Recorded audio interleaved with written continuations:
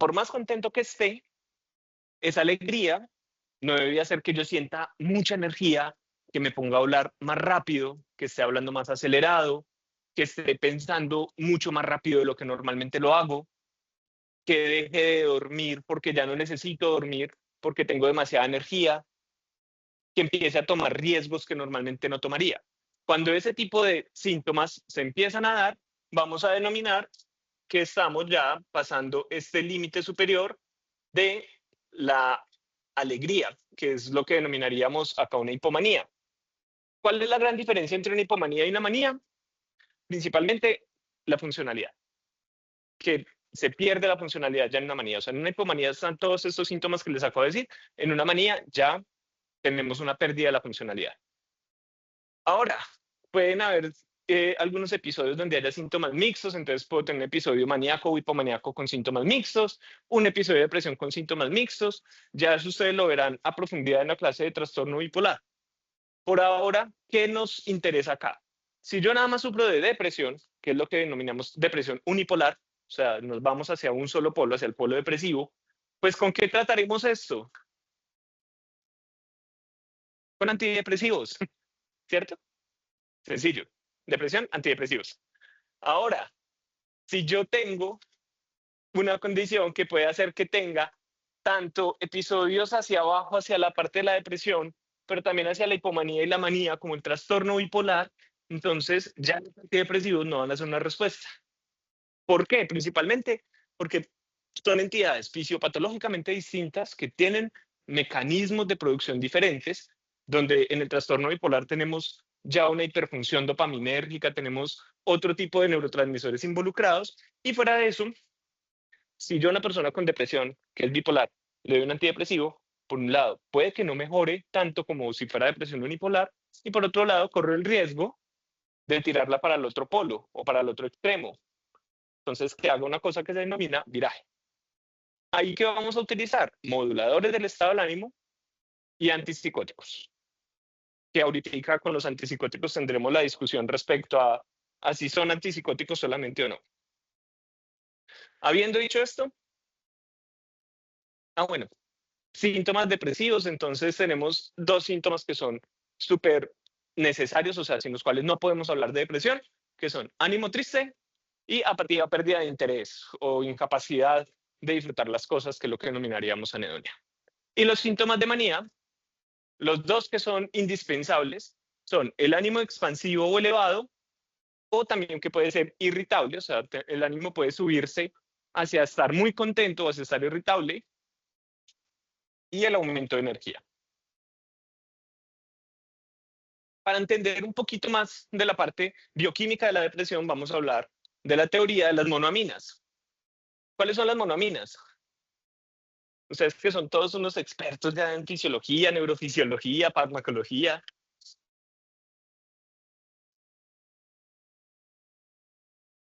Ujú, ujú.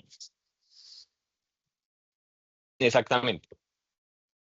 Entonces, hay una teoría que es una de las teorías más aceptadas, entre comillas, dentro de la parte bioquímica cerebral en la depresión, que es la teoría de las monoaminas. Entonces, la teoría indica que hay una disminución eh, o hay una deficiencia de monoaminas. Cuando hay una deficiencia de un neurotransmisor, ¿el cerebro qué hace?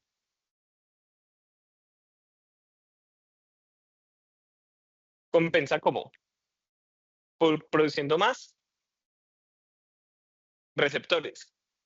Entonces, si tengo una deficiencia de una monoamina, por ejemplo, la serotonina, el cerebro lo que empieza a hacer es que empieza a hacer un proceso de regulación a la alta o upregulation de receptores para serotonina. Ese proceso de producción exagerada de receptores de serotonina va a ocasionar que haya algunos receptores que pueden estar hipersensibles o hiperestimulables, y por lo tanto, con ese sistema ya funcionando de forma inadecuada. ¿Qué van a hacer los antidepresivos? Pues van a intentar regular la producción o la degradación de esas tres monoaminas para poder volver a que el circuito funcione de la forma que normalmente debería ser.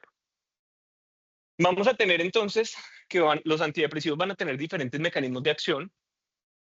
Los que más utilizamos en la práctica clínica son los inhibidores selectivos de la recaptura de serotonina.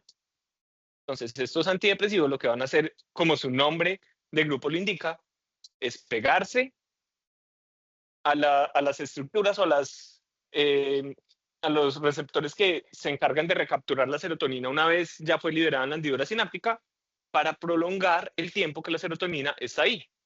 Si yo no la recapturo, la serotonina va a quedar ahí en la hendidura, voy a poder prolongar el efecto que va a tener en ese momento. Entonces no estamos generando mayor cantidad de serotonina, pero sí estamos logrando que ésta actúe de una forma más eficiente en la hendidura. ¿Qué logramos con esto? Pues que los receptores que estaban con una regulación a la alta vuelvan a sensar, las neuronas postsinápticas vuelvan a sensar que hay un mayor efecto serotoninérgico y empiece otra vez un fenómeno de regulación a la baja de receptores, y que esos receptores que estaban hipersensibles ya dejen de estar y queden receptores como normofuncionales. Dentro de estos vamos a tener varios medicamentos. Vamos a empezar a hablar de la fluoxetina. La fluoxetina es uno de los inhibidores selectivos de recaptura más conocidos, es uno de los más estudiados. Tiene una acción principalmente sobre el SERT, que es el transportador de serotonina. Sin embargo, vamos a ver que también puede tener algo de efecto sobre el NET, que es de norepinefrina, y el 5-HT2C. Aunque tenga ese efecto, perteneces al grupo de inhibidores selectivos de recaptura de serotonina. La fluoxetina tiene muy buena evidencia respecto al manejo en depresión, tiene buena evidencia respecto al manejo en ansiedad. Sin embargo, hay algunos peros que nos van a limitar su uso. Dentro de esos, es uno de los inhibidores selectivos de recaptura de serotonina que más va a tener las reacciones adversas típicas de este grupo. Al principio del tratamiento van a producir ansiedad. ¿Por qué producen ansiedad al principio del tratamiento? Cuando yo empiezo a hacer la estimulación con serotonina de todos esos receptores anómalos que están ya hechos a partir del fenómeno de upregulation, voy a empezar a estimular una cantidad de receptores hipersensibles. Y eso durante los primeros días de tratamiento va a empeorar los síntomas. Entonces las personas pueden presentar síntomas de ansiedad. Personas con trastornos de ansiedad para los cuales también se utilizan los antidepresivos, y casi que en la misma forma que vamos a hablar en depresión, pues obviamente van a empeorar. Otra de las reacciones adversas con la que más asociamos a este grupo es con las reacciones adversas a nivel de funcionamiento sexual. La serotonina va a ser uno de los inhibidores selectivos que más produce disminución de la libido, o sea, menos deseo sexual, dificultad para llegar al orgasmo, y ya, principalmente esas dos cosas en cuanto a nivel sexual. Puede haber efectos sobre el apetito, entonces pueden disminuir el apetito en la mayoría de casos la fluoxetina, más levemente, algunos síntomas gástricos vagos, pero pues como es uno de los medicamentos más antiguos y todo, es de los que tiene más evidencia, está como primera línea en la Guía Colombiana de Depresión, la van a encontrar como primera línea en muchas guías de tratamiento para trastornos de ansiedad, principalmente trastorno de pánico. Suele funcionar bien. Recomendación con esta, sobre todo para adultos jóvenes, niños, adolescentes, puede funcionar mejor. Ayuda a controlar impulsos, que también es otra característica que nos puede servir en población adolescente, por ejemplo. Tenemos que tener en cuenta siempre el funcionamiento sexual de los pacientes. No queremos que el paciente deje de estar deprimido, pero con una vida sexual frustrada. Tenemos que considerar iniciar dosis bajas al principio, porque, como ya dijimos, va a estimular de más y va a producir estas reacciones adversas. Si yo al principio empiezo a titular una dosis bajita de fluoxetina, que puede ser una dosis que esté entre los 5 y los 10 miligramos día inicialmente, vamos a lograr que estas reacciones adversas iniciales al tratamiento sean menores que si yo le inicio de una vez una dosis de 20 miligramos, que sería como la dosis efectiva. Yo no voy a hablar mucho de presentaciones y dosis porque eso ustedes lo encuentran en cualquier lado. Vamos a hablar un poquito más del enfoque clínico y de los mecanismos de acción. La sertralina, ¿sí?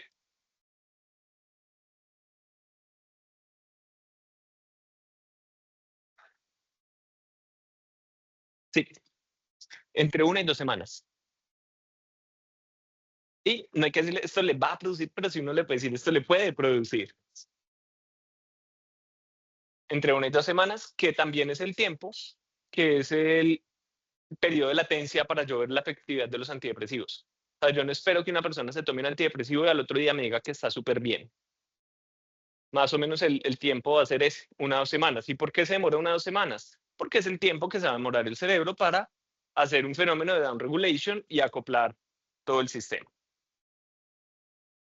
Ah, la sertralina también es otro inhibidor selectivo de recaptura de serotonina, muy conocido, tiene acción sobre el SERT, sobre el DAT, que es el transportador de dopamina, tiene acción sobre unos receptores que se denominan receptores sigma, vamos a ver, los de estos antidepresivos lo tienen. La sertralina se asocia, pues funciona muy similar a la fluoxetina, tiene un perfil de efectividad muy similar al de la fluoxetina, sin embargo, se asocia con menos ansiedad al comienzo del tratamiento. También es un medicamento que lleva mucho tiempo en el mercado, que funciona muy bien, se relaciona con menos producción de ansiedad al comienzo del tratamiento, con menos producción de síntomas a nivel del funcionamiento sexual. La fluoxetina, se me olvidó decirles, tiene una vida media muy larga. Incluso pacientes que la llevan tomando durante tiempo continuado pueden llegar a tener vidas medias hasta de 1 semana. Entonces no va a haber ningún problema si a una persona se le olvida tomarse un día la fluoxetina. Pero también la fluoxetina puede llegar a tener mayor interacción con el metabolismo de otros medicamentos. La sertralina tiene un poco menos de interacción farmacológica. Es una muy buena alternativa. Está como primera línea en la guía colombiana de depresión y también la van a encontrar dentro de las primeras líneas de manejo en las guías de trastornos de ansiedad. Un datico acá, todo lo que tenga que ver con monoamina, serotonina, norepinefrina, dopamina, que estemos estimulando esas monoaminas, por lo general va a producir un aumento en el nivel de actividad. Entonces son medicamentos que preferiblemente los vamos a dar en la mañana, excepto algunos que puedan llegar a tener efectos sobre otros receptores que den sueño. Pero por regla general los antidepresivos a la mayoría de personas les van a dar mayores niveles de energía y actividad.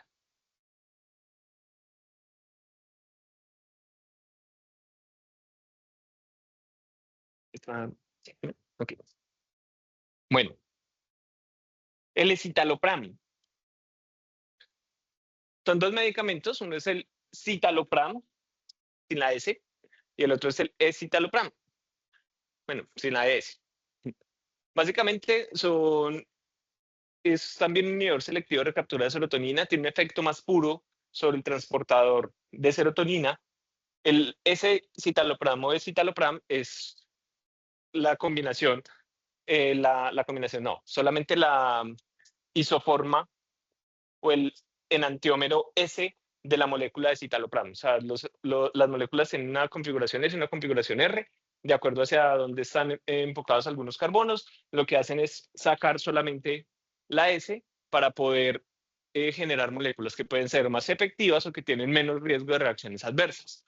Eso lo vamos a ver con algunos medicamentos como el escitalopram o la de loratadina, o la esketamina, de la ketamina y así. El escitalopram es un antidepresivo que en lo personal me gusta mucho. Me parece que es muy efectivo. Si lo que habíamos dicho de la sertralina respecto a la fluoxetina, lo podemos decir del escitalopram respecto a la sertralina. Se le funciona muy bien, menos ansiedad al comienzo del tratamiento. El escitalopram tiene menor nivel de interacción sobre el metabolismo hepático, aunque la sertralina es un muy buen antidepresivo.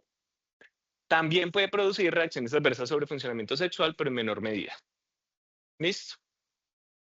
Ahora, llevamos 3 inhibidores selectivos de recaptura de serotonina que comparten ese mecanismo de acción.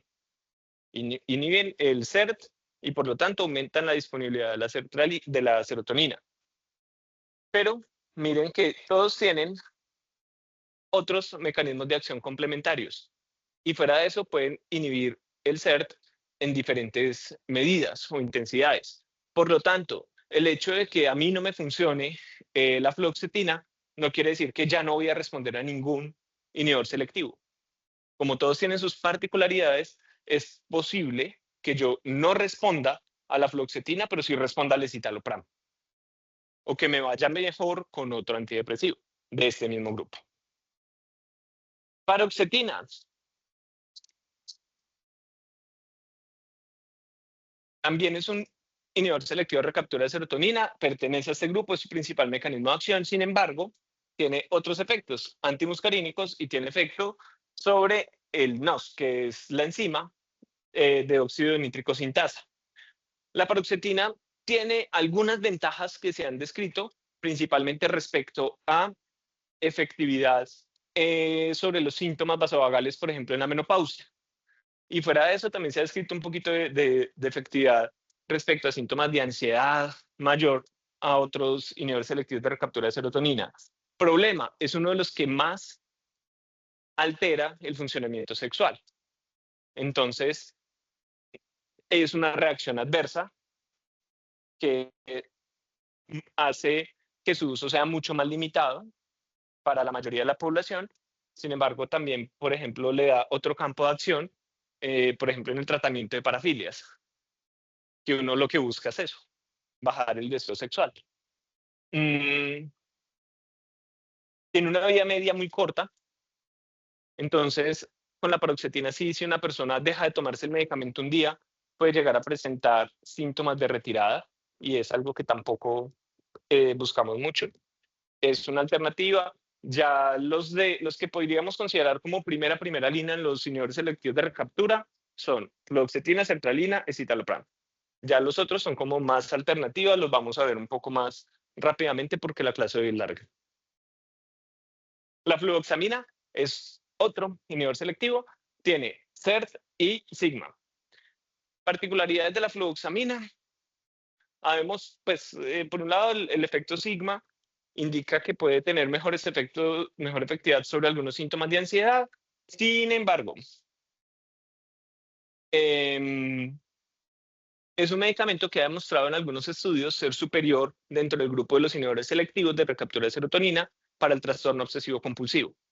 Entonces, digamos que el TOC es una de esas condiciones en las cuales podemos llegar a considerar rápidamente la fluoxamina. De resto, generalmente nos vamos con los otros que hemos mencionado antes en cuanto a ansiedad, en cuanto a depresión.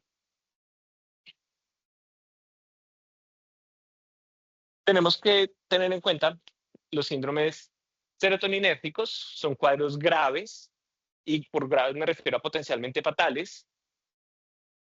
Se pueden presentar por sobredosis de inhibidores selectivos de recaptura de serotonina, por la ingesta de inhibidores selectivos de recaptura de serotonina con imaos, que son inhibidores de la monoaminoxidasa. Acá en Colombia no teníamos imaos para el tratamiento de depresión, entonces era una preocupación que no teníamos tan patente o tan latente. Sin embargo, ahorita algunos medicamentos que se están utilizando en neurología para Parkinson son imaos, o sea que ya tenemos que tener más cuidado respecto a las comedicaciones.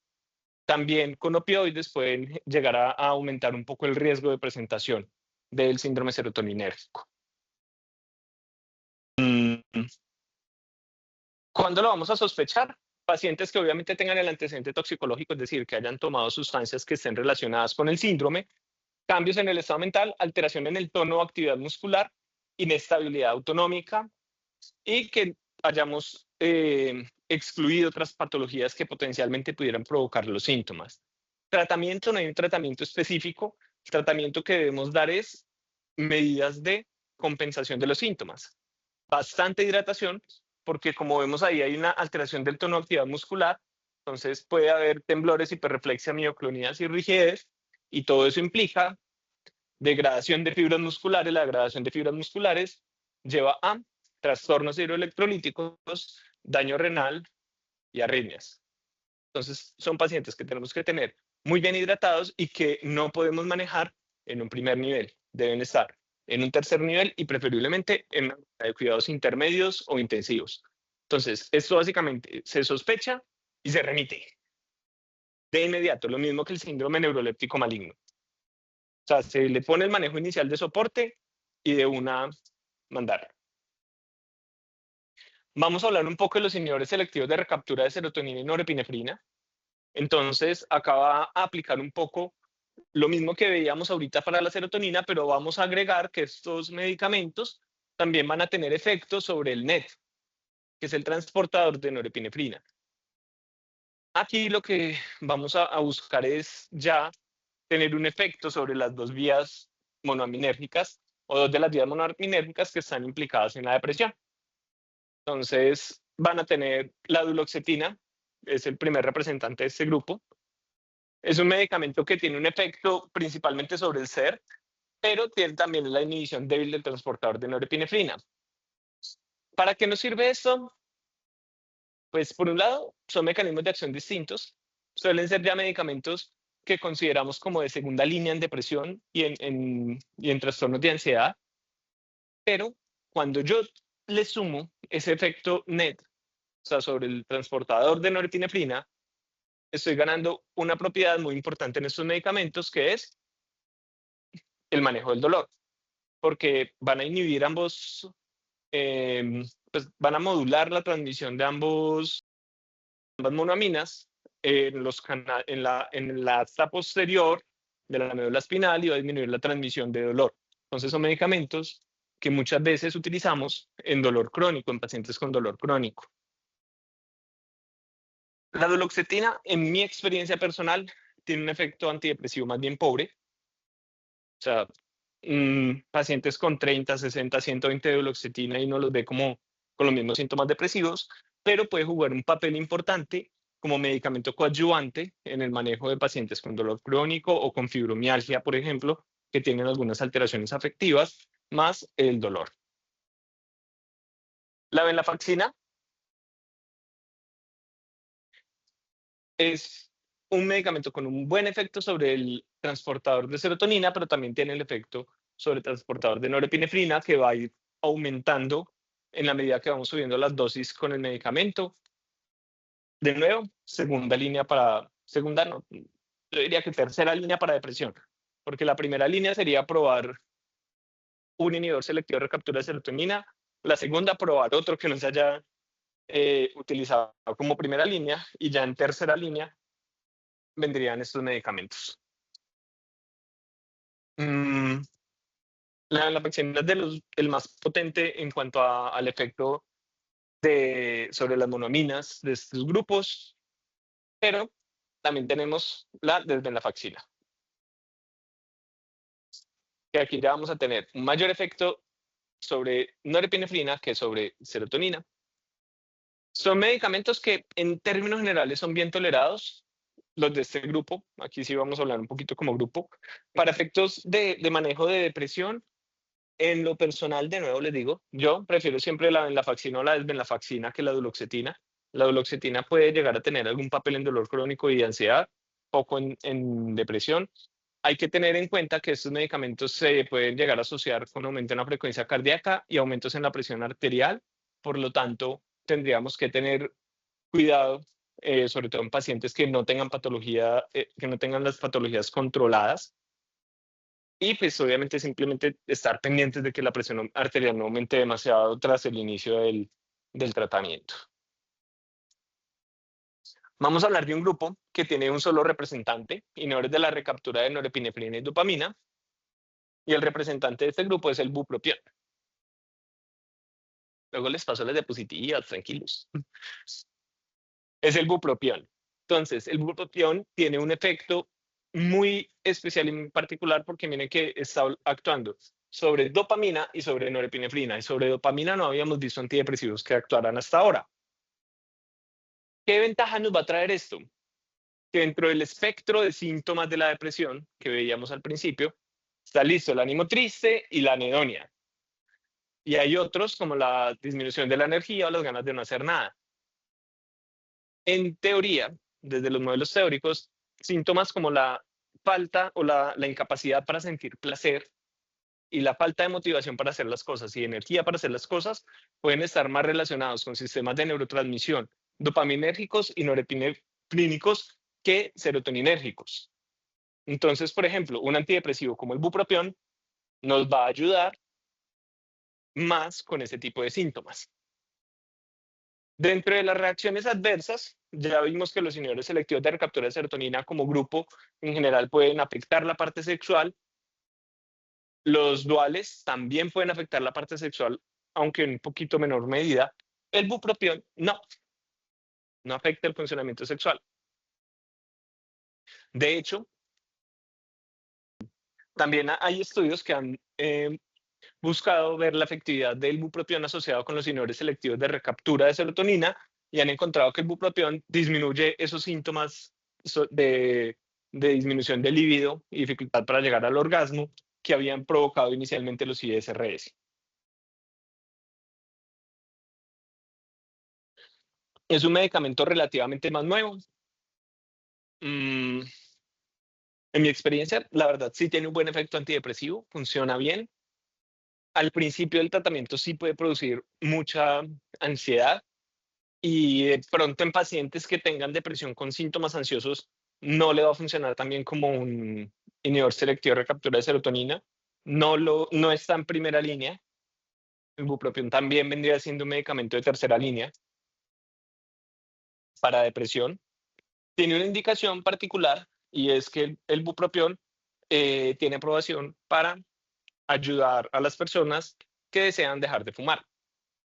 Hay unos protocolos específicos de iniciar bupropión en 150 miligramos por tanto tiempo, luego subirlo a 300, y eso pues combinado con un esquema de terapia cognitivo-conductual, pero tiene esa evidencia.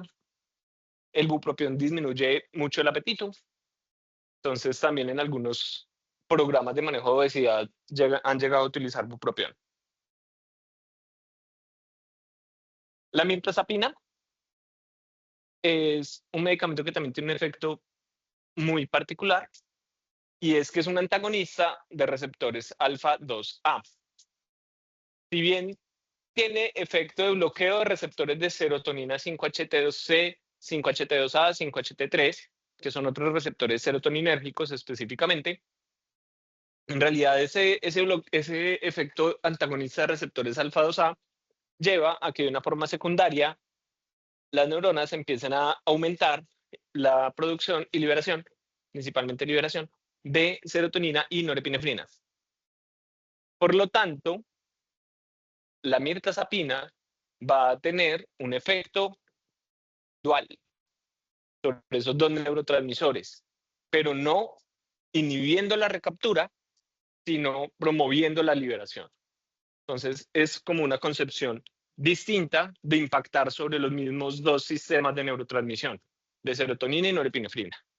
En nosotros veíamos, inhibimos la recaptura, acabemos, aumentamos la liberación. Tiene un bloqueo de receptores H1, que son receptores de histamina. ¿Qué pasa cuando yo en el cerebro bloqueo la histamina?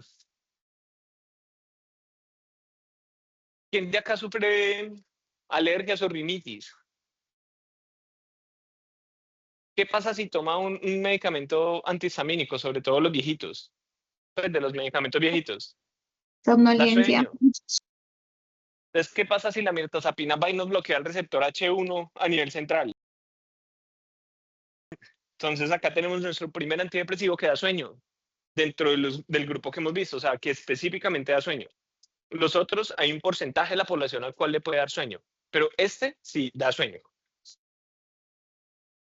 Fuera de eso, el bloqueo de receptores de histamina y el efecto sobre el receptor 5HT2C, que es un receptor que está asociado con el centro de saciedad, van a hacer que las personas puedan aumentar el apetito, que es otra de las reacciones adversas de la mirtazapina. Entonces vamos a tener que la mirtazapina produce somnolencia, produce aumento de apetito, y eso es bueno, es malo. Pues depende, porque si yo tengo un paciente con depresión que tiene insomnio, que no está comiendo y que está deprimido, pues esta vaina le pega las tres cosas. Y le estoy manejando esos síntomas con un solo medicamento. ¿Dónde va a estar el problema? Cuando ya no esté deprimido y siga comiendo mucho. Ahí ya nos vamos a preocupar un poco. Pero son efectos adversos que en realidad en algún momento pueden llegar a ser terapéuticos. La mirtazapina funciona muy bien, de una forma, por lo menos para mí, sorprendente, está primera línea en la guía colombiana de manejo de depresión. Es un medicamento que es relativamente más nuevo, y cuando digo relativamente más nuevo no es porque haya salido el año pasado, no, ya lleva varios años acá en Colombia. pero pues no es como la fluoxetina y la serotonina que están como desde los 80. Entonces, relativamente más nuevo. Y fuera de eso, apenas en los últimos años se ha venido como popularizando más en la disponibilidad y en los precios. En términos generales, funciona muy bien y es una alternativa diferente. Ahora, pregunta desde el componente teórico, ¿qué pasa si yo a una persona le doy mirtazapina y le doy venlafaxina?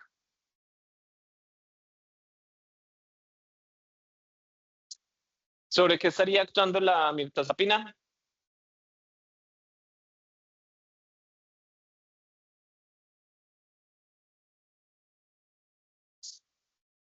No, la mirtazapina estaría actuando sobre la venlafaxina sobre CERT y NET, pero la mirtazapina estaría aumentando la liberación. Entonces sería como hacer un doble efecto sobre los mismos mecanismos de neurotransmisión. Por un lado, hago que se libere más y por el otro lado, evito que se recapture. O sea, que le estoy metiendo la doble tracción a eso. Esa es una combinación que se utiliza en algunos casos de depresión resistente al tratamiento que se llama el California Rocket Fuel o combustible de cohetes de California, que es la combinación de mirtazapina con un antidepresivo de efecto dual que sea de bloqueo de NET-Y-ZERP. No se recomienda combinar antidepresivos, ¿cierto? No es la regla. Esta es la excepción. Diciendo es como para que pensemos un poquito desde los mecanismos de acción. Si yo combino sertralina con bupropión, ¿sobre qué estaría impactando?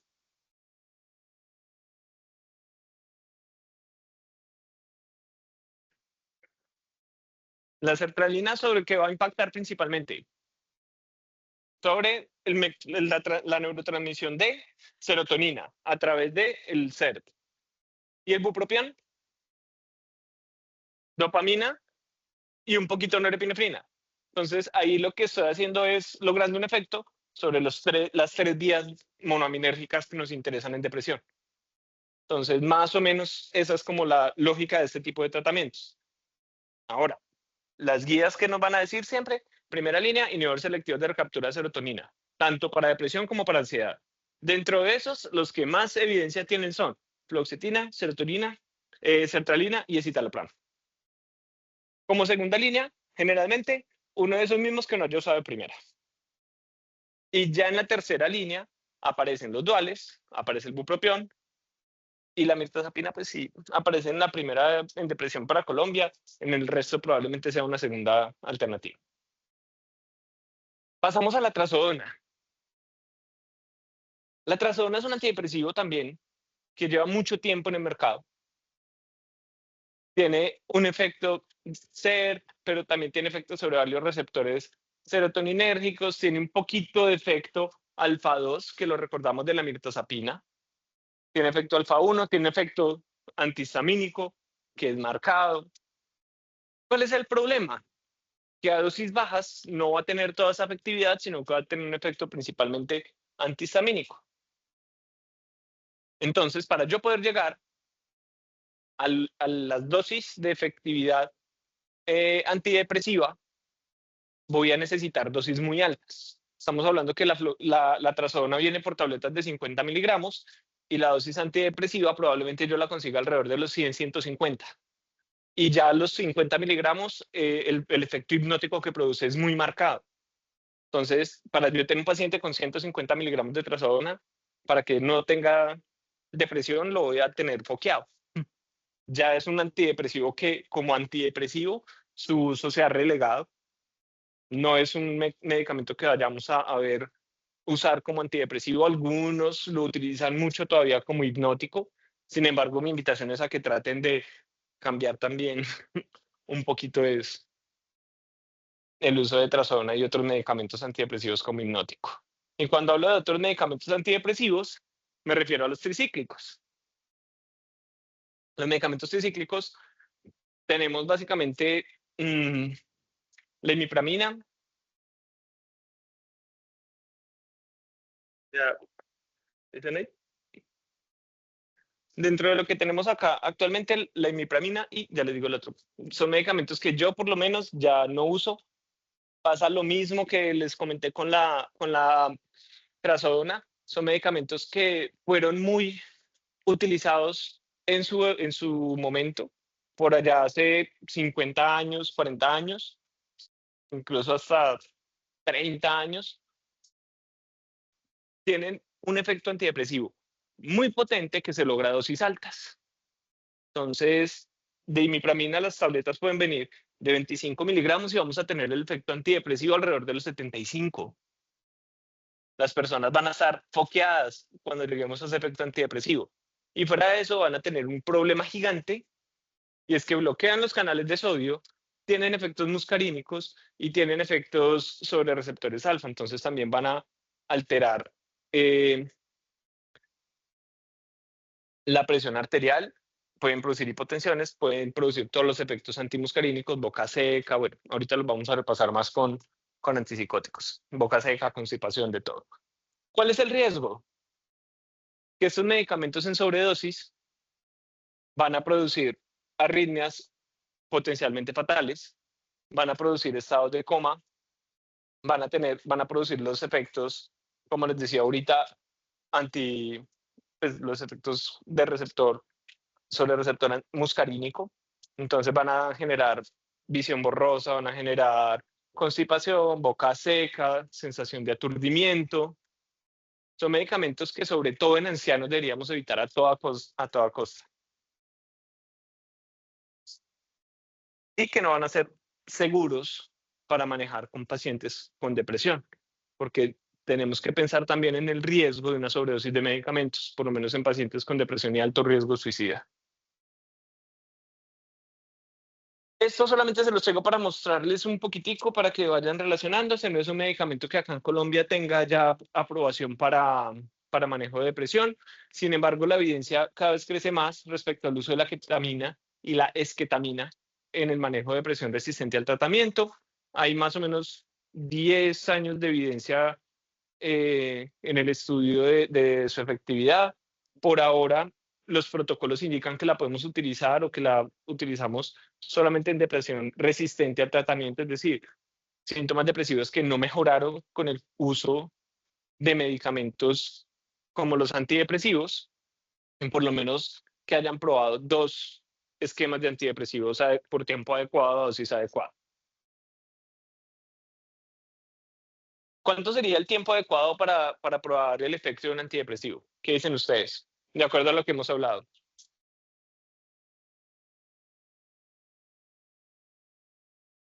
Entonces, los efectos van a empezar a las 2 semanas, aproximadamente. Entre 1 y 2 semanas van a empezar los efectos.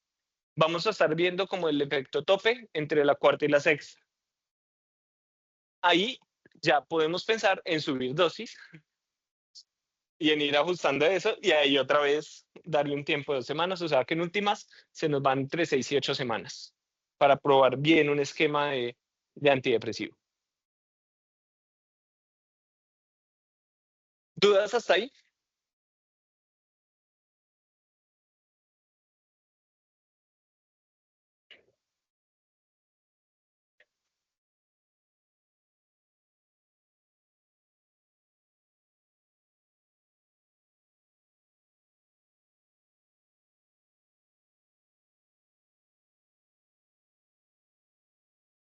Los tiene, pero en menor medida.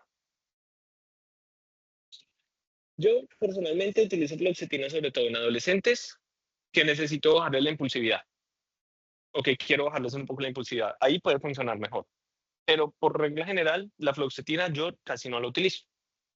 También depende un poco de lo que yo tenga disponible. Si estoy en un pueblo donde lo único que hay es fluoxetina, ahí me quedo a mandar fluoxetina. Porque muy chévere el escitalopram, pero el escitalopram hay lugares donde es más difícil que lo entreguen. Pero sobre todo la fluoxetina yo la utilizo en niños y adolescentes que tiene muy buena evidencia y tiene pues como más estudios respecto a seguridad y todo que el resto.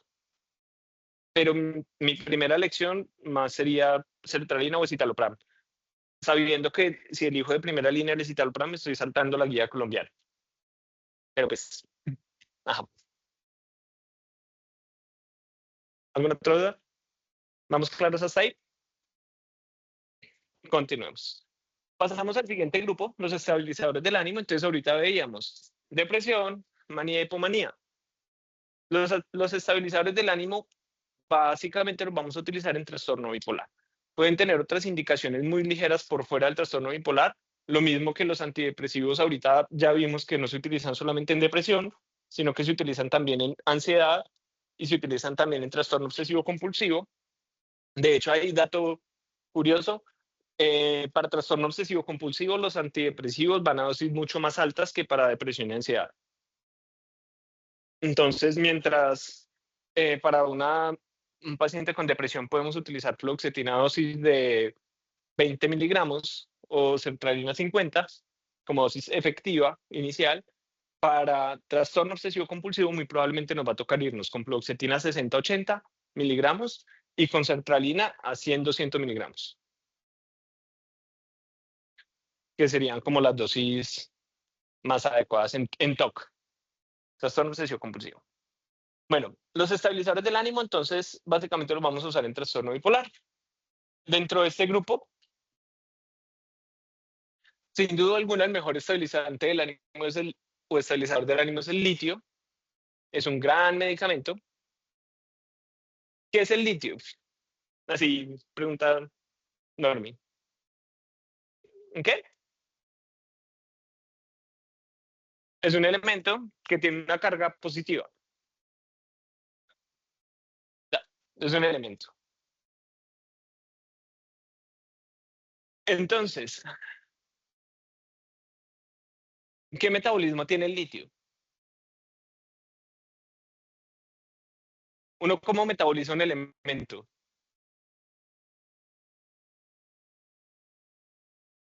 No tiene un metabolismo. O sea, no tiene propiamente un metabolismo hepático. El litio va a depender única y exclusivamente de absorción, excreción. Fin. El litio se ha utilizado por mucho tiempo, ha sido un medicamento muy, muy bueno en el manejo del trastorno bipolar, ha sido una bendición por muchos años. Sin embargo, los mecanismos de acción todavía no están dilucidados del todo. En la mayoría de textos ustedes van a colocar que no se sabe exactamente cuál es. Y ya pues, se ha propuesto que una inhibición de enzimas de segundo mensajero, como la inositol monofosfatasa, y a partir de ahí se generan unas cascadas de cambios a nivel de producción y de proteínas ya pues como segundos, terceros mensajeros, pero en realidad cómo se logra el mecanismo de acción del litio en trastorno bipolar es desconocido. Sin embargo, sabemos que hay descripciones de personas que hace muchísimos años, cuando tenían cuadros que eran compatibles con trastorno bipolar o con manías, las llevaban y las metían a unos lagos, porque esos lagos tenían un efecto milagroso para curarlos y cuando se fueron a mirar, eran lagos que eran ricos en litio. Entonces, desde ahí sabemos que el litio sí funciona en trastorno bipolar. Fuera de eso, el litio tiene otra ventaja grandísima y es que es un medicamento que ha demostrado tener un potencial antisuicida en trastorno bipolar, o sea, disminuye el riesgo de suicidio en trastorno bipolar. No solo eso, hay estudios ecológicos donde han encontrado que las ciudades que tienen mayores cantidades de litio en el agua que bebe la gente tienen menores tasas de suicidio. Es un muy buen medicamento, pero tiene varios problemas. El primero, tiene un rango terapéutico muy estrecho. Ya ahorita vamos a hablar de los niveles de litio en sangre que necesitamos, pero el rango terapéutico para manejar litio es muy estrecho. Fuera de eso, tiene unos efectos secundarios que pueden llegar a ser notables, como ataxia, disartria, pueden producir, no delirio, sino delirium. Ahí hay un pequeño error de traducción. Temblores, problemas de memoria, poliuria, polidipsia, puede haber una diabetes insípida nefrógena. Entonces, los pacientes van a ser pacientes que van a estar orinando demasiado y que necesitamos que mantengan como una regulación de líquidos, lo cual puede llegar a ser un problema, porque si se deshidratan, aumentan las concentraciones de litio en sangre y pueden llegar a niveles tóxicos fácilmente. Puede producir diarrea, náuseas, aumento de peso, problemas con el funcionamiento tiroideo. El yodo es otro elemento con una carga positiva, el litio también, el litio puede llegar a reemplazar el yodo y hacer que la tiroides no funcione bien. Puede haber acné, erupción cutánea y alopecia, que es bastante molesto para los pacientes cuando se llega a presentar, no a todo el mundo le da, obviamente. Pueden llegar a producir leucocitosis benigna, eso no tiene ningún problema, incluso en algunos protocolos de pacientes con patologías hematológicas pueden llegar a utilizar litio como para estimular la producción de leucocitos. Mm, los efectos son dosis dependientes, pero como veíamos, o como les venía diciendo, vamos a tener ese problema del rango terapéutico estrecho. Entonces, vamos a necesitar que los niveles de litio estén idealmente entre 0.6 y 0.8. Por debajo de 0.6 vamos a tener riesgo de que el paciente tenga recaídas o recurrencia de síntomas en trastorno bipolar. Por encima de 1 ya vamos a tener riesgo de que pueda llegar a presentar una intoxicación por litio y que pueda empezar a tener los efectos adversos al litio. Por encima de unos 5, bueno, de unos 2 para arriba, ya es un paciente que podemos considerar que está con intoxicación. Entonces, muchas veces es muy difícil tener el paciente con esos niveles exactos de litio. Fuera de eso, es un paciente que si yo le voy a poner litio, necesito que se tome la litemia. Entonces es como que, bueno, tengo que tomarle la litemia a los 7 días. Nada me gano con darle litio hoy y mañana tomarle niveles. Tengo que esperar que hayan pasado por lo menos 5 a 7 días para poder saber cómo está el nivel de litio en sangre. Luego ajustarle dosis, esperar un par de semanas más para volver a tomar otros niveles de litio. Necesito que el paciente se comprometa a hacer los cambios en el estilo de vida que se necesitan con el litio. Por ejemplo, que coma poca sal, porque si el paciente come mucha sal, entonces puede haber a nivel renal un intercambio de sodio por litio y puede haber una reabsorción de litio que aumenta los niveles y hace que tenga toxicidad. Tengo que educar a ese paciente para que no tome AINES, porque los AINES también pueden llevar a esto, a que haya mayor reabsorción de litio, que no tome IECAS, que no tome ARA2. Tengo que decirle al paciente que no se puede deshidratar, que si le da diarrea, que si le da vómito, que si está haciendo actividad física intensa, tiene que mantener muy bien hidratado. Y fuera de eso, a pesar de ser el medicamento que tiene las mejores estadísticas para evitar recurrencia de crisis y que tiene un efecto antisuicida, también es un medicamento que si el paciente abandona de forma abrupta, produce mayor riesgo de recaída. Entonces, el litio termina siendo el medicamento ideal para el paciente ideal. Necesito un paciente que tenga buena función renal, que sea juicioso, que no vaya a abandonar el tratamiento, que idealmente que no sea hipertenso. Pongo con litio, pero que cumpla todas las condiciones. Por eso el uso de litio en trastorno bipolar es relativamente bajo, aunque todos sabemos que es el mejor medicamento para esta patología. Y de hecho, es tan buen medicamento que incluso tiene estudios que disminuyen la pérdida de volumen a nivel de la amígdala en pacientes con trastorno bipolar respecto a quienes no se tratan. O sea, el litio de verdad cambia la vida de los pacientes con trastorno bipolar, pero pues toca reunir una serie de condiciones para que se pueda llegar a utilizar bien. Y pues la mayoría de nuestros pacientes no son pacientes ideales. Entonces vamos a ver que no lo utilizamos tanto como en teoría deberíamos. El valproato, por ese término valproato estoy hablando de ácido valproico y de valproato de sodio.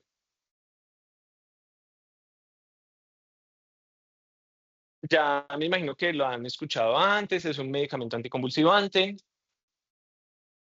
Es uno de los anticonvulsivantes que tiene propiedades como modulador del ánimo. Sabemos que bloquea los canales de sodio, aumenta las concentraciones cerebrales de GABA, regula las cascadas de neurotransmisión de señales. Muy conocido, muy utilizado, relativamente muy seguro en muchos contextos. Dentro de los efectos secundarios notables que podemos tener con él, la sedación, temblor dependiente de la dosis, mareo, ataxia, astenia, cefalea. Sobre todo dolor abdominal, náuseas y vómito son son muy frecuentes con el ácido valproico, en especial cuando está en cápsulas. Podemos mejorar estos síntomas pasándolo a otras presentaciones como jarabe y quitarlo del todo, pues esos síntomas, cuando lo pasamos a divalproato de sodio, en el cual cambiamos la forma y ya es la misma molécula pero en forma de sales, entonces ya, o sea, tiene el mismo perfil de efecto, pero no produce esos síntomas digestivos.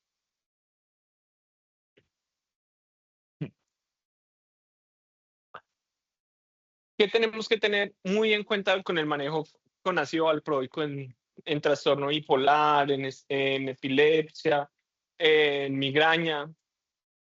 Hay una población específica con la que deberíamos tener muchísimo cuidado. Pues a las embarazadas no les deberíamos dar, o sea, de entrada jamás, pero una población a la que sí le podamos dar, pero que tengamos que tener mucho cuidado, pero va por ese lado. ¿Qué? No, a la mujer que se pueda embarazar. O sea, si yo de entrada ya sé que la mujer está embarazada, pues no voy a pensar en darle valproico. Pero si no está embarazada, pero puede quedar en embarazo, tengo que tener mucho cuidado al mandarle valproico. ¿Por qué? Porque si la mujer queda en embarazo y está tomando ácido valproico, puede haber riesgo de abortos, malformaciones.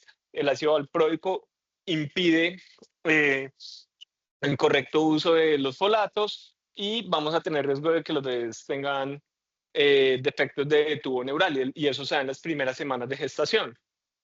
Entonces, que es cuando muchas veces la mujer todavía ni siquiera sabe que está en embarazo y está tomando valproico. Entonces, en teoría no, de acuerdo a la evidencia, a toda mujer en edad reproductiva que se le vaya a dar ácido valproico debería asegurársele un método de planificación efectivo y seguro. En muchas partes del mundo no se permite que se utilice valproico en mujeres en edad reproductiva, si no es con esas características, acá a veces somos muy manisueltos para mandarlo, y me incluyo. Entonces toca tener mucho cuidado con eso. Mm, Ahorita vamos a hablar un poquito del perfil de uso de los moduladores en trastorno bipolar. Por ahora nos vamos a centrar como en generalidades. Con el ácido valproico también vamos a tener unos niveles en sangre que nos van a ayudar a orientar un poco el tratamiento. Ya ahorita veíamos que los niveles de litio lo ideal es que estén entre 0.6 y 0.8, pero que pueden ir hasta 1, máximo 1,2. Con el valproato los niveles deberían estar entre 50 y 100, los niveles de ácido valproico en sangre.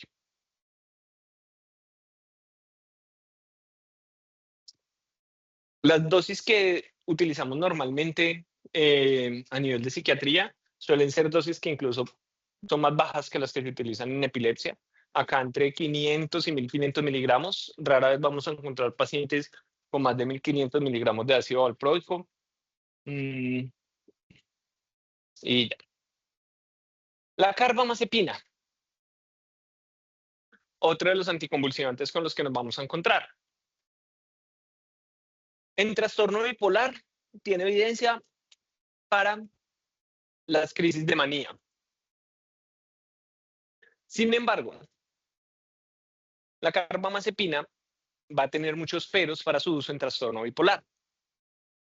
Dentro de esos peros, vamos a tener que la carbamazepina produce muchas reacciones adversas muy molestas, entre esas la somnolencia, la ataxia, puede producir trastornos hematológicos, puede producir alteraciones a nivel hepático. Además, es un fuerte inductor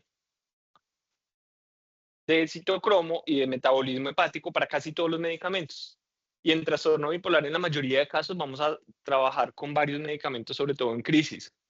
Pero si yo le estoy dando carbamazepina para el trastorno bipolar a un paciente, pues ya de entrada estoy tirando entre el 30 y el 40% de la dosis del resto de medicamentos en metabolismo hepático.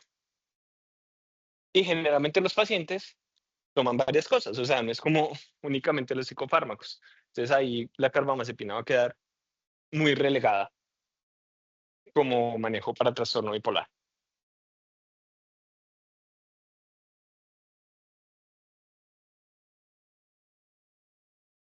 Y la lamotrigina es otro de los anticonvulsivantes que podríamos llegar a utilizar en trastorno bipolar. Si dijimos que la carbamazepina solamente servía en las crisis de manía, la lamotrigina solamente sirve para depresión. Y depresión bipolar específicamente, o sea, en trastorno depresivo bipolar, en trastorno bipolar, episodios depresivos.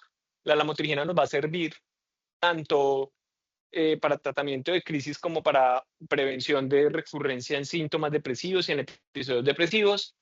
Con la lamotrigina tenemos un riesgo grande, que es el síndrome de Steven-Johnson, que se puede llegar a presentar, sobre todo cuando no hacemos una titulación adecuada de la lamotrigina. Entonces, la lamotrigina la vamos a titular empezando dosis de 25 miligramos al día en pacientes jóvenes. En pacientes ancianos incluso deberíamos empezar 12.5 y vamos a hacer un aumento de dosis cada 2 semanas. Entonces van a ser 2 semanas con 25 miligramos, 2 semanas con 50, 2 semanas, a las 2 semanas lo subimos a 100.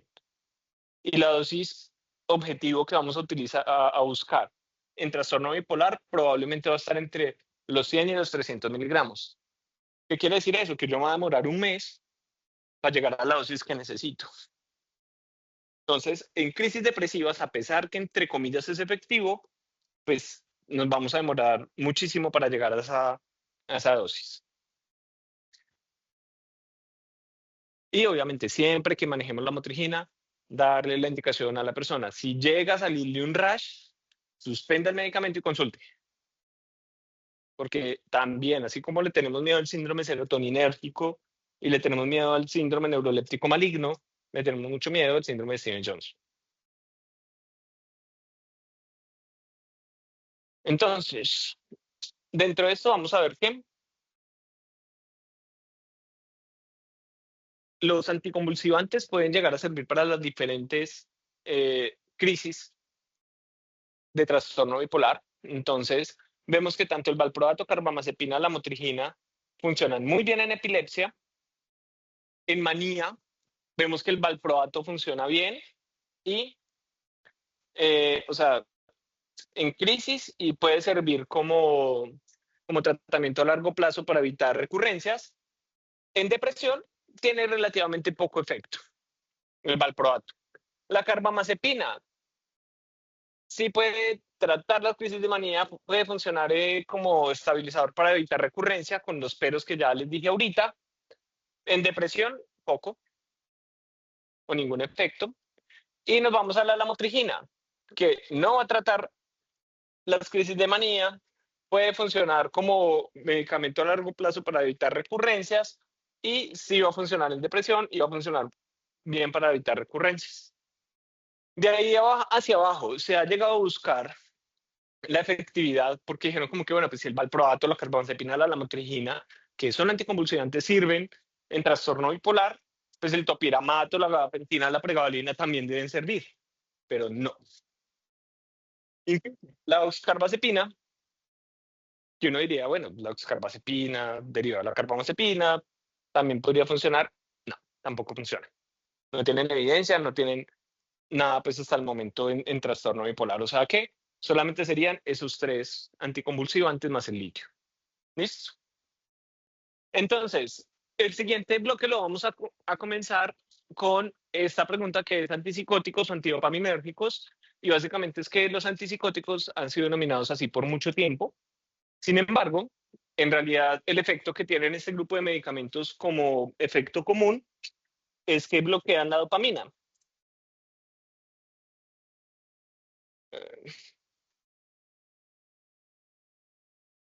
Listo.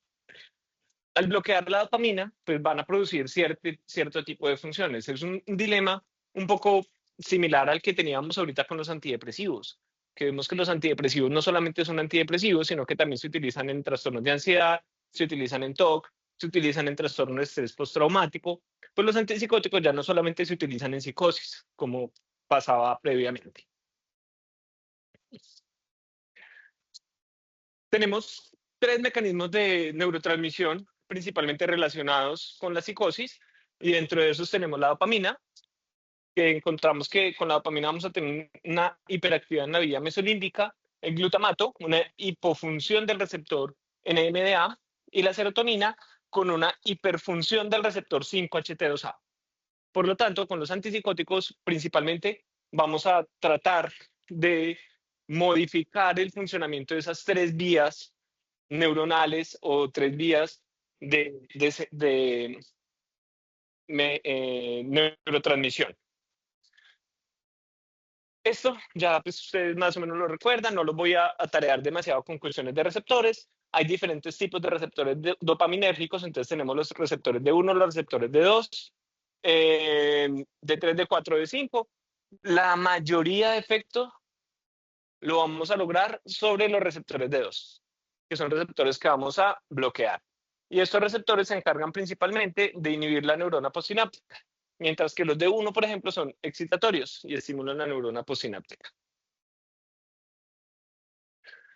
Hay vías dopaminérgicas dentro de estas, también yo estoy seguro que ustedes las recuerdan muy bien de neurofisiología, las 4 vías dopaminérgicas principales, ¿cierto? ¿Qué cuáles son?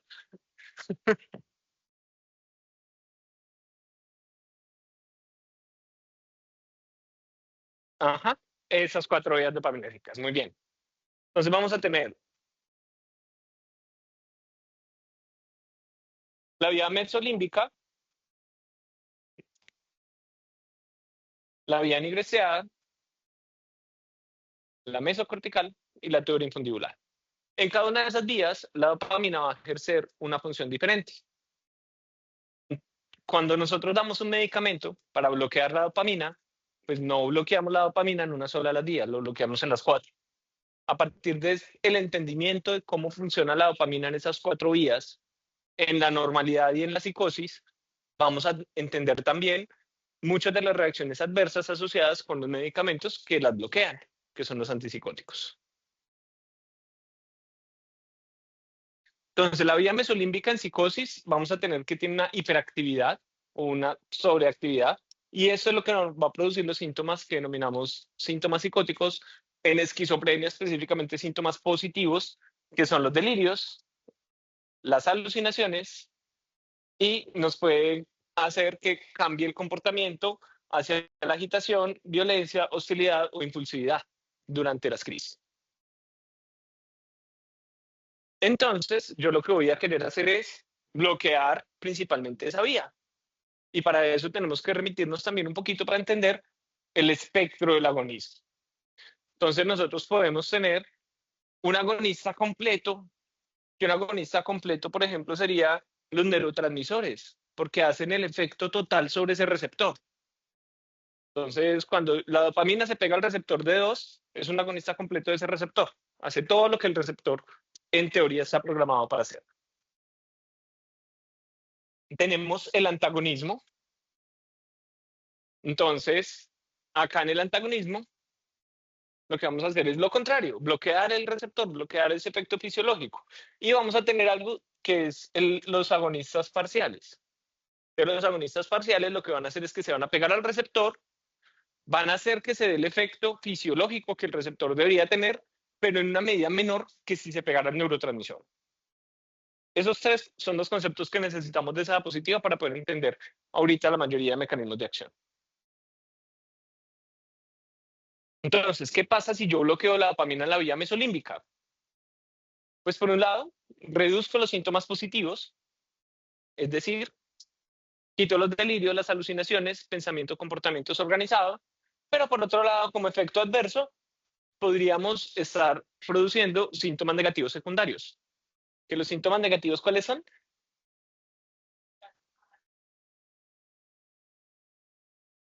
Aplanamiento afectivo, aislamiento social, alogia, la bulia anedonia, que se puede dar en los pacientes con esquizofrenia. Entonces, vamos a tener, por un lado, un efecto clínico que deseamos, pero por otro lado, podríamos estar aumentando efectos que no deseamos y que ya hacen parte de la enfermedad. Cuando miramos cómo es la vía mesocortical, específicamente en esquizofrenia, tenemos que una hipofunción de la vía mesocortical. Entonces, en esquizofrenia, respecto a la dopamina, vamos a tener una hiperfunción de la vía mesolímbica que va a producir síntomas positivos y una hipofunción de la vía mesocortical que va a producir los síntomas negativos. ¿Qué pasa si a esa vía que está hipofuncional en esquizofrenia yo la bloqueo? Empeoro, ¿cierto? Entonces, cuando damos los antipsicóticos, sobre todo los antipsicóticos de primera generación, que son los que más van a ejercer ese efecto de bloqueo sobre los receptores de 2, vamos a lograr quitar los síntomas positivos, pero vamos a empeorar o producir más síntomas negativos. ¿Qué pasa bueno, esa es la vía mesocortical en esquizofrenia y acá está qué pasa cuando bloqueo esa vía mesocortical? Entonces lo que hago es empeorar los síntomas negativos o producir síntomas negativos que de pronto la persona no tenía. Ahora, en la vía nigreseada, es una vía que normalmente nos ayuda a controlar la parte motora. Si yo la bloqueo, vamos a tener distonías, que son contracciones agudas de grupos musculares, generalmente se presentan en cuello, espalda, pero también pueden llegar a ser pues, en la parte posterior de cuello y espalda, pero también pueden llegar a ser, por ejemplo, músculos del cuello que pueden llegar a comprometer la capacidad del paciente de tragar o de respirar incluso. Podemos tener el parkinsonismo inducido por medicamentos, que lo vamos a identificar principalmente como el temblor típico de Parkinson, pero obviamente asociado al uso de los medicamentos, y la acaticia, que la acaticia es la incapacidad para estarse quietos. O sea, los pacientes van a estar todo el tiempo como así. Entonces uno le dice que se siente y se sienta, pero sigue moviendo las piernas y se para y camina y camina y camina, porque tiene una necesidad imperiosa de estarse moviendo. O sea, no son capaces de estarse quietos. Cuando bloqueamos la vía tuberinfundibular, la dopamina en esa vía tuberinfundibular lo que está haciendo es inhibiendo la producción de prolactina. Cuando yo bloqueo la dopamina sobre esa vía, lo que hago es liberar la producción de prolactinas. ¿Y qué pasa si produzco prolactina? Entonces, ajá, vamos a tener los efectos de la prolactina. En general, ginecomastia o aumento del tamaño de los senos, pero también se va a asociar con la posible producción de leche que puede llegar a ser con galactorrea.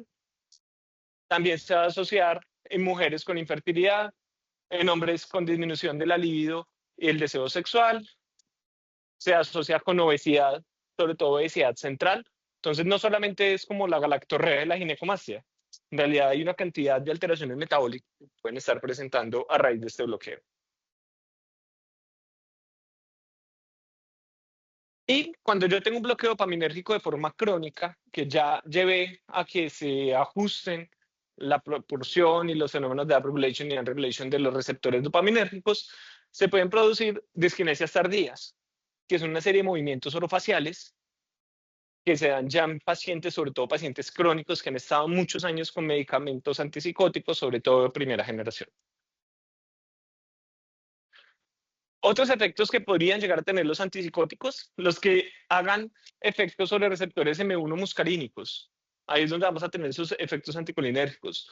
Constipación, visión borrosa, disfunción cognitiva o confusión, boca seca y como esa sensación de embotamiento o de somnolencia. Eso es lo que nos va a dar los efectos de bloqueo muscarínico.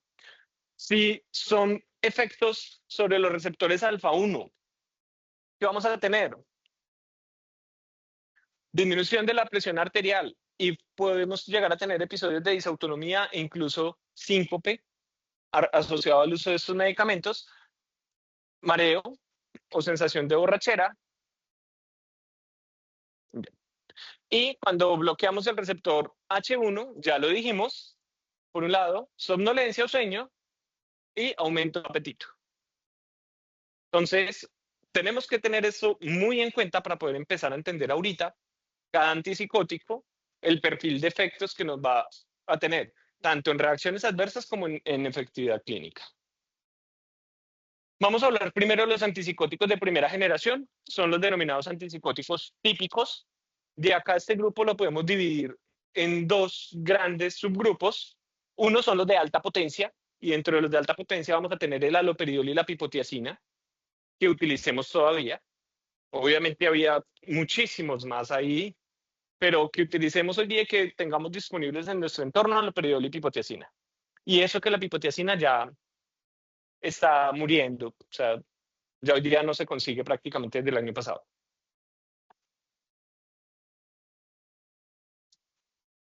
Y vamos a tener unos de baja potencia.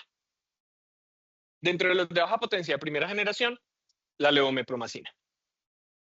¿En qué diferencia que sea de alta potencia de baja potencia? En la intensidad del bloqueo del receptor dopaminérgico D2. Si yo bloqueo ese receptor de una forma fuerte, poderosa, pues va a tener una alta potencia antipsicótica. Si tengo menos efecto sobre el D2, va a ser de menos potencia acá en los atípicos. El haloperidol es el prototipo en los típicos, perdón, el prototipo de los típicos, principalmente un bloqueo de dos. El bloqueo de dos es el que más intensidad tiene respecto al resto de bloqueos. Puede haber un poquito de efecto sobre otros receptores dopaminérgicos, sobre el receptor alfa, sobre el receptor sigma. En realidad es un medicamento que lo que va a hacer es bloquear de dos y prácticamente ya, nada más. Por lo tanto, ¿qué podemos esperar del haloperidol? Que quite la psicosis y que produzca el resto de efectos adversos de bloqueo del resto de vías dopaminérgicas. Lo mismo de la pipotiacina. La pipotiacina tiene un muy buen efecto de bloqueo de dos y poco más del resto de receptores. La pipotiacina lo que tenía era que venía en una de liberación de depósito. Entonces, a la persona se le aplicaba una inyección, el medicamento se depositaba en tejido graso y se iba liberando alrededor de aproximadamente 15 a 30 días. Entonces la pipotiacina era un medicamento de depósito, pero ahorita ya no viene. Ahora, ¿qué pasó? Que por allá, por los 60 más o menos 70, si no me falla la memoria, aparecen los antipsicóticos atípicos. Antes, este es como el paradigma hipotético de cómo funcionaban los antipsicóticos convencionales. Y es que más o menos cuando yo llegaba a un bloqueo del 78% de receptores dopaminérgicos en la sustancia nigra, lograba el efecto antipsicótico. Pero si me pasaba al 82, ya empezaba la persona a temblar. Eso hizo que hubiera algo que se denominó mucho tiempo el dogma neuroléptico o el dogma de los antipsicóticos, que era que el antipsicótico empezaba a funcionar cuando el paciente empezaba a tener temblor. Es casi que producir temblor era como una indicación para poder llegar al efecto antipsicótico. Sin embargo, con los antipsicóticos atípicos y con la aparición del primer atípico, que fue así como bomba, que fue la clozapina, encontraron que con el 60% de bloqueo ya había un efecto antipsicótico. Entonces ya estaba mucho más lejos de llegar a ese punto donde el paciente iba a tener los síntomas extrapiramidales o el parkinsonismo. O sea que los antipsicóticos atípicos básicamente tumbaron ese dogma neuroléptico. ¿Y por qué pasa esto? Porque los antipsicóticos atípicos, además del efecto sobre el receptor D2, tienen efectos sobre un receptor serotoninérgico 5-HT2A. Entonces, ¿qué ventajas van a tener los antipsicóticos atípicos o de segunda generación sobre los típicos? Primero, sobre los síntomas negativos, pues al principio los atípicos los vendían y los empezaron a comercializar como que no, por fin encontramos un medicamento que quita la psicosis y quita los síntomas negativos en esquizofrenia. Después la evidencia mostró que no era así, pero por lo menos si no los quitan no los empeora tanto, como si lo hacían los típicos. Entonces vamos a tener como esa ventaja. Respecto a la parte motora, también tienen menos riesgo. Y respecto a la hiperprolactinemia, también tiene menos riesgo. Obviamente van a ser medicamentos que podemos usar de una forma más segura, por ejemplo, en pacientes con enfermedad de Parkinson, porque imagínense un pobre paciente con enfermedad de Parkinson, que por alguna razón esté psicótico y le demos haloperidol. O sea, la poquita dopamina que tenía ese paciente funcionando. Entonces, con los atípicos ya tenemos como unas opciones de tratamiento ahí. Y pues en esquizofrenia, ese efecto de 5-HT2A nos va a hacer que los pacientes tengan unos tratamientos más seguros, mejor tolerados. Bueno, esto es como el efecto que hay sobre el 5-HT2A y por qué disminuye el efecto sobre los síntomas. O sea, ayuda a controlar la dopamina sobre la vía mesolímbica. Entonces, bloquear el 5-HT2A como tal tiene un efecto antipsicótico, pero además nos ayuda a que haya menos síntomas extrapiramidales y nos ayuda a que no produzcamos esos síntomas negativos más atenuados. Entonces, el 5-HT2 ahí es como la clave de la diferencia entre los típicos y los atípicos y nos explica por qué estos pueden funcionar mejor y ser más seguros. Ahora, como regla general, un antipsicótico atípico en teoría podría interactuar con toda esta serie de receptores. Y dependiendo de los receptores con los cuales interactúe, vamos a tener los efectos. Entonces, el efecto antipsicótico y antimanía, manía, recuerdan, trastorno bipolar, manía, lo vamos a derivar del efecto que tenga sobre el receptor D2 y sobre el 5-HT2A. Entonces, si ese antipsicótico tiene un buen efecto de D2 y 5-HT2A, me va a servir para psicosis y para manía. Efecto sedante y ansiolítico. La que produzca sueño ayuda a controlar ansiedad un poco. Si tiene efecto sobre histamina, alfa 1 y M1. Efecto antidepresivo, porque algunos de estos medicamentos van a tener efecto antidepresivo. El Serialnet, ¿les suenan? Bueno, algunos antipsicóticos van a tener efecto sobre Serinet. Fuera de eso, agonismo parcial de receptores dopaminérgicos y efectos sobre algunos receptores serotoninérgicos que también pueden potenciar efectos antidepresivos. No quiere decir que vayamos a utilizar antipsicóticos de una como antidepresivos, pero van a poder tener efecto que nos van a servir como coadyuvantes o que van a funcionar bien en depresión bipolar principalmente. Más que en depresión unipolar, los antipsicóticos atípicos funcionan muy bien en depresión bipolar. Pero como nada es gratis en la vida, eso tan bueno no dan tanto, pues vamos a tener unos efectos adversos metabólicos muy importantes. No en la misma medida con todos los atípicos.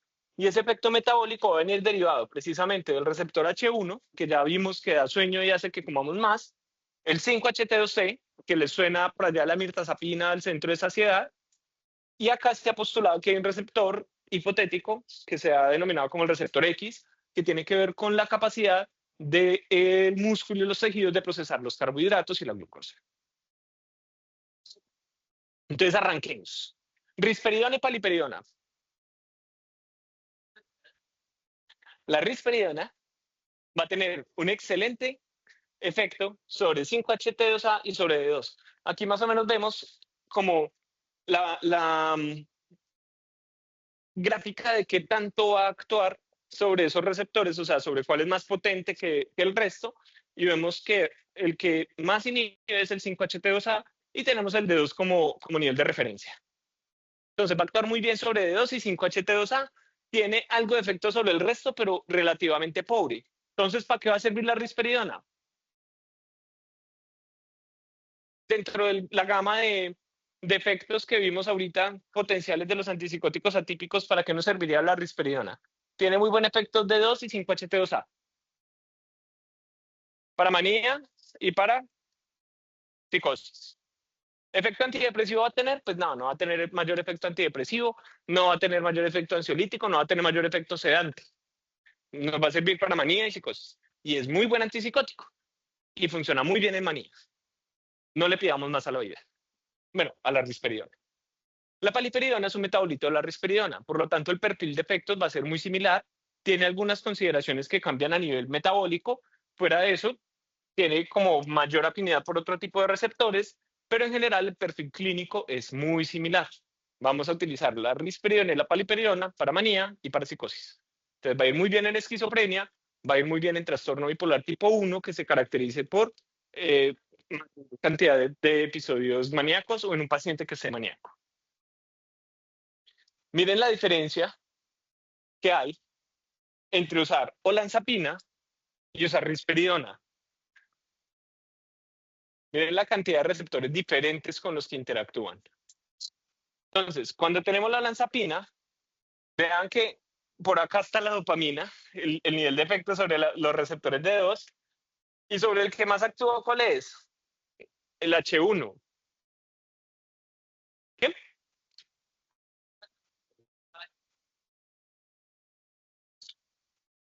No, la metadona. Entonces, el efecto antihistamínico va a ser muy potente, quiere decir que este medicamento va a dar sueño. La risperidona, vamos a esperar que el paciente se dope con la risperidona. No, no vamos a esperar que se dope. Puede producir algo de somnolencia en algunos pacientes, pero en realidad no. Con la olanzapina sí esperamos que le dé sueño al paciente. Tiene buen efecto 5-HT2A, tiene buen efecto anti-D2, funciona muy bien como antipsicótico, funciona bien como medicamento contra la manía. Sin embargo, vean que tiene efectos sobre varios receptores dopaminérgicos, serotoninérgicos, perdón, entre esos el 5-HT2C, que ya lo habíamos visto en el centro de saciedad. Entonces, esta vaina tiene efecto sobre histamina y sobre 5-HT2C. ¿Qué va a pasar con el apetito? Aumenta, y aumenta bastante en comparación con la risperidona, que también lo puede aumentar, pero en menor medida. La olanzapina nos va a funcionar muy bien en psicosis, nos va a funcionar muy bien en manía, va a tener efecto sedante y va a tener efecto antidepresivo en depresión bipolar. La clozapina, vean que también esta vaina como que le pega a todo. La clozapina es, yo creo que lo más parecido que vamos a encontrar acá a esta imagencita de con qué puede interactuar un atípico. La clozapina tiene casi que eso. Entonces, con la clozapina tenemos que el efecto sobre receptores de 2 es muy bajo. Ah, bueno, y de nuevo, pasando de nuevo a esta parte. Riesgo de reacciones adversas sobre las vías dopaminérgicas clásicas con risperidona y paliperidona, sí lo va a haber. ¿Por qué? Porque tiene mucho efecto de bloqueo sobre receptores de 2, a pesar de tener 5-HT2A. Es decir, la risperidona es lo más parecido a un antipsicótico típico que vamos a encontrar en los atípicos. Es el que más riesgo va a tener de producir síntomas extrapiramidales, de producir hiperprolactinemia. Obviamente, el riesgo es mucho menor que con aloperidol, pero es el que más va a tener de estos grupos. En comparación, la olanzapina va a tener algo de riesgo de esos síntomas, pero menor que la risperidona, y la clozapina, que tiene un efecto anti-D2 mucho más bajo, no va a tener casi ese riesgo. O sea, yo no espero que a un paciente le dé temblor con clozapina. Yo no espero que un paciente tenga síntomas extrapiramidales. Yo no espero que un paciente con clozapina me haga una distonía. Yo no espero que un paciente con clozapina tenga una hiperprolactinemia. No sería lo habitual o lo típico. Que lo puede llegar a producir en un momento, sí, pero el riesgo es mucho menor que con los otros medicamentos. Con la clozapina sí tenemos un efecto 5-HT2A interesante, tenemos el efecto anti-D2 muy bajo, pero tenemos otro tipo de efectos que nos ayudan a controlar psicosis. Funciona muy bien como antipsicótico, funciona muy bien en manía, funciona también tiene cierto efecto antidepresivo. Ahora, ¿qué pasa con ese efecto M1 que es tan marcado? ¿Qué creen ustedes? Efecto de bloqueo M1 acá de cuarto como mayor perfil de potencia para la clozapina. ¿Qué efectos causará eso? Boca seca, visión borrosa, dificultad auditiva no me convence tanto, pero sí, boca seca, visión borrosa, estreñimiento. Ahora, efecto alfa 1, hipotensión, sobre todo hipotensión ortostática y mareo. La clozapina tenemos que tener mucho cuidado, puede generar mucha hipotensión, sobre todo al comienzo del tratamiento. Por eso hay que titular la dosis. Efecto anti-H1 y por acá está el 5-HT2C. Acá está el H1, acá está el 5-HT2C. Quiere decir que la clozapina va a dar mucho sueño y que la clozapina va a aumentar mucho el apetito. En general, de los antipsicóticos atípicos, estos dos son los que más van a generar aumento de apetito. Y obviamente con el aumento del apetito va aumento de peso, aumento de la glicemia, aumento del perfil lipídico, aumento del riesgo cardiovascular, aumento del riesgo de diabetes, ahí va todo. Sin embargo, como antipsicótico funciona muy bien. ¿Qué pasa con la clozapina? La clozapina salió, fue la bomba, mejor dicho, el antipsicótico que no causa reacciones adversas motoras, mandémosle esto a todo el mundo, y todos fueron felices por unos años, hasta que por allá en Finlandia, sí, no Quindío, Finlandia, 18 pacientes empezaron a hacer leucopenia, granulocitosis y se murieron. Y estaban tomando clozapina. Les dijeron, ah, caramba, qué embarrada. Esto como que causa leucopenia con la granulocitosis y lo prohibieron, lo dejaron de usar.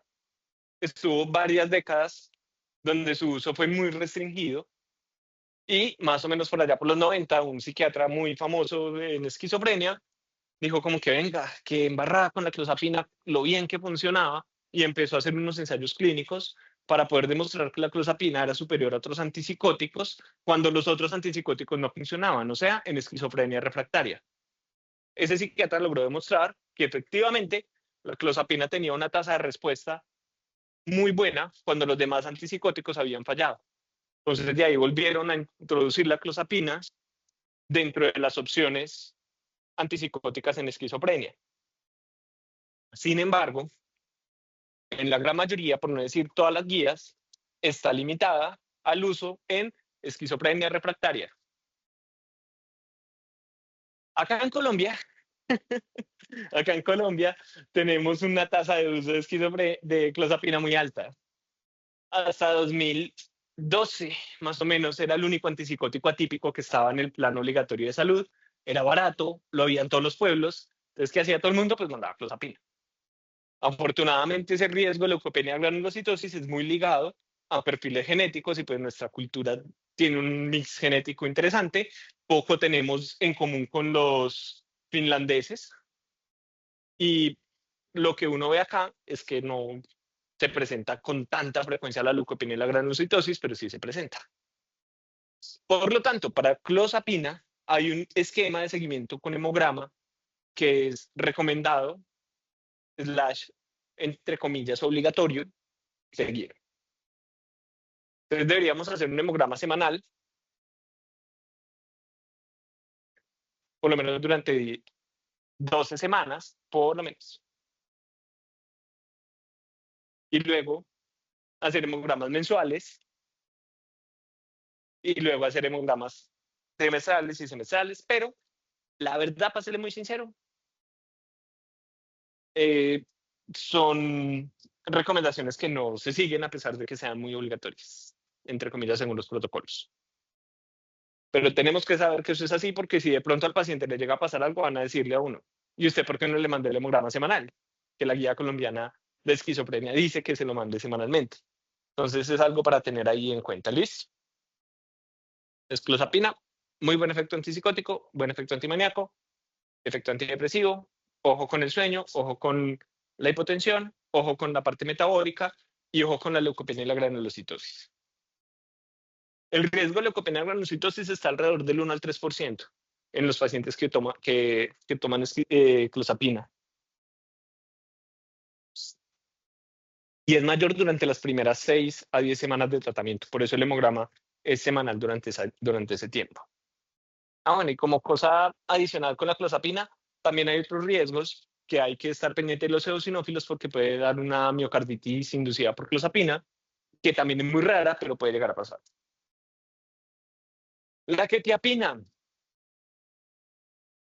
vemos que tiene un perfil también de acción sobre muchos receptores, lo cual nos dice que puede llegar a tener muchos potenciales efectos.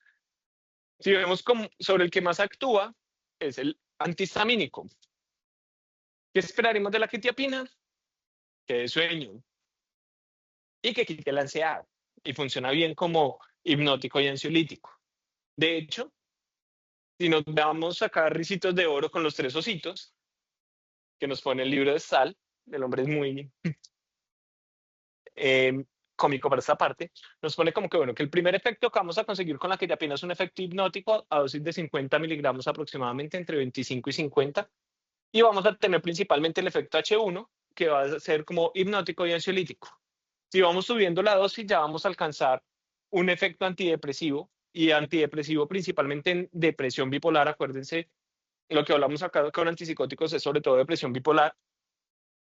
Cuando llegamos a 300 miligramos y a 800 miligramos ya vamos a tener ese efecto antipsicótico. Esos son dosis gringas. Acá normalmente el efecto hipnótico lo logramos con 12.5 a 25, máximo los 50. Efecto antidepresivo lo estamos usando 100, 200 y más o menos entre 500 y 600 como antipsicótico. Ahora, ya vemos que produce sueño, produce aumento de apetito, tiene algunos efectos muscarínicos, no es tan marcado. Este tiene efectos sobre el NET, que es efecto antidepresivo, funciona muy bien en esa parte. Uno de los profes míos en residencia siempre me decía, el mejor antidepresivo para un paciente con trastorno bipolar es la quetiapina. Y hasta ahora sigue siendo una verdad. Ahorita podríamos decir quetiapina y lurasidona dentro de los antipsicóticos. ¿Cuál es el problema con la quetiapina? Pues que para yo llegar a la dosis antipsicótica, el paciente cómo va a estar. Si el efecto hipnótico va desde los 50 miligramos 25, pues va a tener el paciente tumbado, sedado, comiendo mucho, con riesgo de hipotensión. Entonces, ¿yo para qué voy a llevar un paciente a 800 miligramos de quetiapina cuando le puedo dar risperidona, que sí funciona mejor para la psicosis? Cuando le puedo dar olanzapina, que funciona mejor para la psicosis. No tiene mucho sentido llevar la quetiapina hasta por allá. ¿En qué lo vamos a usar más? Lo vamos a usar mucho más en trastorno bipolar, lo vamos a usar mucho más como en depresión bipolar. También tiene cierto efecto antimaníaco, ahorita vamos a ver, pero en menor medida, pero lo vamos a usar muchísimo más en trastorno bipolar que, por ejemplo, en esquizofrenia, donde sí necesitamos un antipsicótico que sea de un perfil de acción más fuerte. Lurasidona y aripiprazol, no me voy a detener mucho. La lurasidona es un medicamento que recientemente fue introducido acá al mercado, recientemente es año y medio, 2 años. Muy buen efecto de 2, muy buen efecto 5-HT2A. Tiene como mecanismos de acción novedosos más efectos sobre receptor D4 y 5-HT7. Es un medicamento que tiene un efecto más neutro sobre la parte metabólica y ha demostrado muy buena efectividad en depresión bipolar. Entonces, ahorita la lurasidona sobre todo está llegando para esa indicación de depresión bipolar. El aripiprazol es muy novedoso dentro de este grupo. Este triangulito así blanco implica que no es un bloqueo, o sea, no es un antagonista de dos, sino que es un agonista parcial. Entonces, con el aripiprazol dijeron como que venga, no, es que la estamos embarrando porque nos estamos yendo al bloqueo total y pues eso tampoco es fisiológico, por eso es que los pacientes como que les va tan mal con los antipsicóticos, mejor algo que sea un agonista parcial, que como que estimule con dopamina, pero no tanta, aripiprazol, la respuesta a esa necesidad, efecto neutro sobre la parte metabólica, incluso baja la prolactina cuando otros antipsicóticos la suben, entonces uno dice qué maravilla, solamente les faltó una cosa, que quitara la psicosis. Entonces, en realidad, el efecto antipsicótico del aripiprazol que uno ve es muy, muy bajo. Entonces, por ahí, un psiquiatra, amigo, siempre decía como que el aripiprazol no aumenta el peso, no aumenta el apetito, no produce sueño, no cambia el perfil lipídico y no quita la psicosis. ¿Yo cuándo lo uso? Cuando de verdad la parte metabólica del paciente está muy mal. O sea, es como que ese paciente está a una olanzapina de infartarse. Aripiprazol. Porque pues si yo tengo un paciente súper psicótico que no le está funcionando la risperidona, pretender que se controle con aripiprazol, no sé. Aunque cuando uno lee la teoría, cuando uno lee los estudios y cuando uno lee la evidencia del aripiprazol, en las guías americanas hablan pues como si fuera wow. Y uno lo ve, siempre dicen como que no, para primer episodio psicótico, para paciente con esquizofrenia de reciente diagnóstico, risperidona o aripiprazol. Acá siempre me dan con risperidona.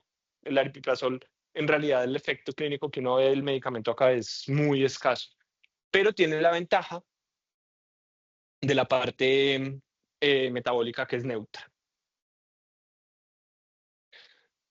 Ganancia de peso con algunos antipsicóticos atípicos, entonces yo sé que no están leyendo las grafiquitas, tranquilos, no es para eso, pero más o menos para que vean con el aripiprazol, vean que es mínimo, acá es como 1 kilo. Con el haloperidol también es baja, pues el haloperidol es un típico, con la luracidona también es muy baja, con la paliperidona es un poquito más alta, llega como a los 2 kilos, pero por ejemplo, miremos la clozapina, que va para arriba, la olanzapina, la quetiapina también llega más o menos a los 2 kilos.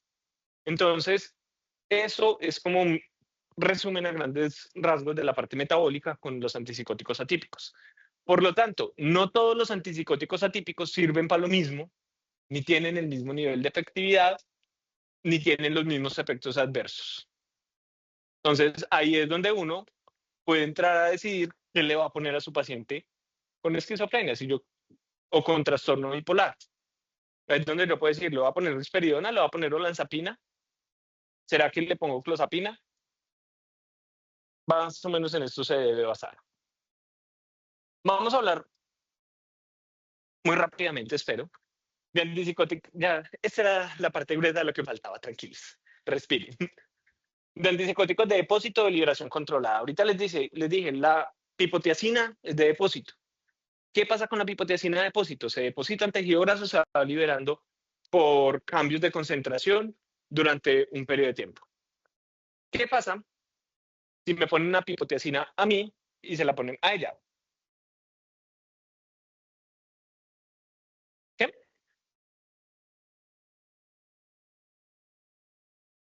Pues probablemente yo tengo, bueno, probablemente no, yo tengo más tejido graso, entonces probablemente voy a tener más depósito del medicamento, puede que dure más tiempo, pero va a tener concentraciones más bajas.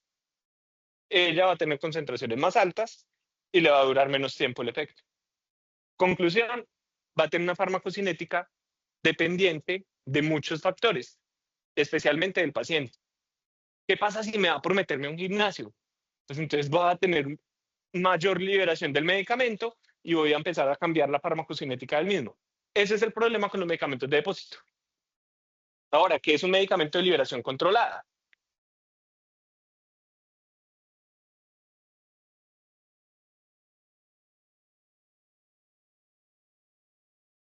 La liberación controlada es un medicamento en el cual hay una tecnología que se encarga de, como su nombre lo indica, controlar la liberación. Es decir, que sea una liberación no errática, que no dependa de la cantidad de grasa o de la actividad física, sino que son, por ejemplo, no sé, microesferas que contienen la molécula y se van degradando con el tiempo. Entonces, al degradarse esa microesfera, se libera el medicamento. Y eso lo que hace es que tengamos una farmacocinética estable y más predecible. Ahora, cuando han evaluado medicamentos de liberación controlada versus medicamentos orales, pues han encontrado que hay menores visitas a urgencias, hospitalizaciones, intentos de suicidio en los antipsicóticos de liberación controlada o los LAI, que son los long acting injectables, versus los AO, que son como los antipsicóticos orales. De nuevo, pues son los outcomes que hay en estudios grandes al respecto, estudios de mundo real, en pacientes adherentes y no adherentes al manejo. También, sus pacientes van a tener menor eh, hospitalizaciones y menores cantidad de visitas a los servicios de urgencia psiquiátrica y van a tener menor mortalidad por cualquier causa. Entonces, no solamente es un tema de adherencia, son medicamentos que de verdad tienen una evidencia que cambia la forma o sea, de tratar la enfermedad, principalmente esquizofrenia y trastorno esquizoafectivo. Sin embargo, acá en Colombia solamente disponemos de 2 moléculas que sean de liberación controlada. la risperidona y la paliperidona. La risperidona viene en ampollas que se tiene que poner cada 2 semanas, lo cual es mejor que tomarse una pasta todos los días en muchos casos, pero pues igual es incómodo. La paliperidona viene en ampollas que se aplican una vez al mes, una vez cada 3 meses o una vez cada 6 meses, lo cual ha sido un hito muy importante en el sentido de poder decir que se puede tratar a una persona con esquizofrenia con 2 inyecciones al año, con medicamentos que son efectivos, que son más seguros. Esto todavía está muy reciente en el mundo de la psiquiatría, son medicamentos que todavía son muy costosos, nada más los producen una serie de laboratorios, los costos se elevan de forma significativa y pues no todos los psiquiatras aún están de acuerdo. Tengo la concepción que los psiquiatras son muy tacaños con los pacientes. O sea, ustedes van a cualquier otro especialista y no sé, al dermatólogo, al oncólogo, no le importa decir, la ampolla vale 30 millones, póngala. O sea, si el paciente la neta, póngala. En cambio, los psiquiatras somos como que no, pero es que la pipotiacina costaba 25.000, la pariperiona cuesta 1 millón, que más o menos es como la diferencia. Entonces, en fin, ya ustedes irán viendo y leyendo. Uso de antipsicóticos en trastorno bipolar. Entonces, episodios con síntomas mixtos, depresión bipolar, manía bipolar, mantenimiento y si sirven para depresión unipolar. Entonces vamos a ver los que hay acá. Entonces, lurasidona, bueno, de estos, bueno, el aripiprazol, aprobado para manía bipolar, aprobado para mantenimiento y puede servir para trastorno depresivo como adjunto, o sea, como sumado a otro medicamento para la depresión. La evidencia es baja. Para el trastorno bipolar es como que los estudios dicen que el litio más aripiprazol es mejor que solo litio. Es complejo. Bueno, el uracidona, sí para episodios características mixtas, probado para depresión bipolar, sí. Bueno, no, esta es la olanzapina, ¿verdad? Sí, con fluoxetina hay una combinación de olanzapina-fluoxetina pues, que tiene evidencia en depresión bipolar. Sin embargo, no es lo ideal dentro de las guías de manejo de trastorno bipolar dar antidepresivos. Aprobado para manía, sí. Aprobado para mantenimiento, sí. Para depresión, sí. La luracidona, vemos que tiene para depresión bipolar y el resto de cosas todavía no tiene aprobaciones. La quetiapina, sí para depresión bipolar, sí para manía, sí para mantenimiento, sí como tratamiento adjunto en depresión. Es más o menos lo que habíamos hablado ahorita. La risperidona, habíamos dicho, efecto antidepresivo poco. No sirve para mixtas, no sirve para depresión bipolar, sí sirve para manía, sí sirve para mantenimiento. Que es más o menos lo que tenemos acá. Y una grafiquita que nos muestra más o menos en el espectro de para qué sirven los medicamentos en trastorno bipolar para que ustedes puedan guiarse después al respecto. Ya eso ustedes tendrán su clase de trastorno bipolar, pero pues ahí más o menos les va a mostrar cuáles tienen una predominancia para las crisis depresivas, cuáles tienen una predominancia para las crisis de manía y cuáles tienen una eficacia relativamente similar en la prevención de manía y depresión. Entonces, lo que habíamos dicho a grandes rasgos, luracidona y la motrigina solamente funcionan en depresión. La quetiapina tiene tanto efecto en manía como en depresión. El litio tiene efecto en manía y en depresión. La olanzapina, manía y depresión, aunque un poquito más hacia el lado de la manía. El aripiprazol, más hacia la manía. La risperidona, solo para la manía. La hiperiona, solo para manía. Entonces, ahí más o menos tienen como un espectro de cómo pueden utilizar los medicamentos en trastorno bipolar. ¿De qué va a depender cuál elija? Pues lo primero, ¿en qué polaridad está el paciente en este momento? Si el paciente está en una manía y yo le pongo luracidona a la motrigina, pues va a seguir maníaco. O sea, olvídelo. Si está depresivo y yo le pongo carbamazepina, risperidona, pues la estoy embarrando.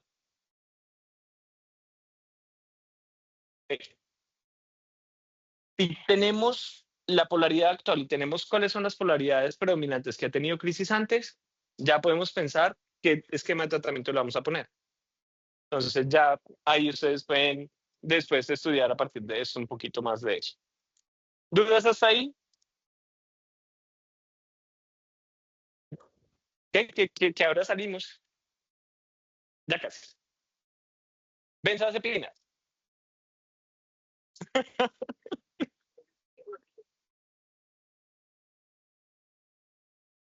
3 horas de clase y se quejan. Las benzodiazepinas básicamente se van a unir al receptor GABA, que es un canal ionotrópico de cloro activado por ligando. Por lo tanto, cuando las benzodiazepinas se unen a ese receptor, el canal se abre, entra cloro, la neurona se hiperpolariza y va a ser más difícil que se active. O sea que son medicamentos que tienen un efecto depresor del sistema nervioso central. La respuesta a las benzodiazepinas depende de la composición y isodinamidad de cada receptor. Sin embargo, en términos generales, todas las benzodiazepinas sirven para los mismos a nivel cualitativo. O sea, las cosas que hacen son las mismas, sea cual sea la benzodiazepina. Lo que va a cambiar es cuánto tiempo van a hacer el efecto. Aquí está, bueno, los subtipos de receptores, bla, bla, bla. Vamos a pasar súper rapidito, para que no digan nada. Efectos de las benzodiazepinas. Disminución de la ansiedad, son muy buenos medicamentos ansiolíticos en el momento, es decir, la benzodiazepina es como para apagar el incendio. Ya sabemos que la ansiedad a largo plazo, cuando es de manejo con medicamentos, es con antidepresivos, principalmente inhibidores selectivos de recaptura de serotonina. Las benzodiazepinas es como para calmar la ansiedad en el momento. A largo plazo, lo que no me van a corregir los circuitos que yo necesito para control de ansiedad, solamente van a calmar los síntomas. Sedación o hipnosis da sueño, miorelajación, sobre todo a dosis un poquito más altas, amnesia anterograda. Es frecuente que los pacientes cuando están con benzodiazepinas, o bueno, los pacientes no, las personas, no recordemos lo que pasó antes, y pueden tener actividad anticonvulsiva. Y ya a nivel periférico pueden producir vasodilatación coronaria y bloqueo neuromuscular, pero ya a dosis muy altas. ¿Cómo las vamos a dividir? Y esta es la parte cuantitativa que les decía, o sea, a nivel cualitativo, que son los efectos anteriores, todas causan lo mismo. A nivel cuantitativo, vamos a tener unas que son de acción ultracorta, como el midazolam, que lo vamos a encontrar en ampolla para aplicación, sobre todo intramuscular y oral, y en tableta oral, y el triazolam, que el triazolam pues no se consigue tanto acá. Que vamos básicamente que tengamos así ampliamente disponible midazolam, alprazolam, lorazepam y clonazepam, que es con una sola L. No sé por qué se fue con dos. Entonces, ultracorta midazolam, corta alprazolam, lorazepam, bromazepam, larga clonazepam, diazepam. Entonces, ¿yo cómo hago para elegir qué benzodiazepina usar? Pues depende de lo que yo quiera. Paciente que está agitado, pero está acabando con el mundo. Tengo que ponerle algo que lo duerma ya. No quiero que lo duerma 36 horas. Lo único que yo tengo que le puedo poner inyectado es diazepam y midazolam. ¿Cuál elijo? El midazolam. Idealmente el midazolam. Fuera de eso, yo debo poner las benzodiazepinas en agitación psicomotora intramusculares, porque intravenosas tengo más riesgo de todas las reacciones adversas y de depresión respiratoria. Y fuera de eso, si el paciente está acabando con el mundo, ¿quién se mete a cogerle una vena? Lo que pasa con eso son más accidentes. El midazolam tiene una excelente absorción por vía intramuscular. El diazepam tiene una absorción muy errática. Es decir, yo le pongo al paciente 5 miligramos de diazepam, yo no sé si va a absorber 5 o absorber 1. Y fuera de eso, de nuevo, yo no quiero que el paciente esté 2 días dormido. Yo quiero que se calme, esté un ratico sedado y luego vuelva a estar despierto. Entonces, basado en eso, necesito que el paciente está muy ansioso, le quiero dar algo para controlar un poquito la ansiedad, no quiero que esté muy dormido a largo plazo, lorazepam o alprazolam. Necesito que tenga un efecto un poquito más largo, darle algo de pronto cada 12 horas o así, clonazepam. Básicamente es eso. Y también de qué va a depender de lo que ustedes tengan a la mano. Por lo tanto, cuando empiece su vida laboral, pregunten, venga, acá en este hospital, ¿qué tenemos acá en farmacia? ¿Qué tenemos allí en stock? Y aprendan a manejar eso. en psicofármacos, porque muchas de las urgencias que pueden llegarles son relacionadas con cosas de salud mental y pues nada peor que uno estar con el paciente agitado y preguntando, aquí hay tal cosa, aquí hay tal otra. Los medicamentos Z también van sobre el receptor GABA, se supone que se pegan a una parte diferente que las benzodiazepinas. En teoría no causan el cambio de configuración del receptor que causan las benzodiazepinas y por eso no producen dependencia ni tolerancia, como sí la producen las benzodiazepinas. Ojo, benzodiazepinas producen dependencia y tolerancia. Y es la primera vez que escuchan eso hoy, ¿cierto? ¿Qué es dependencia?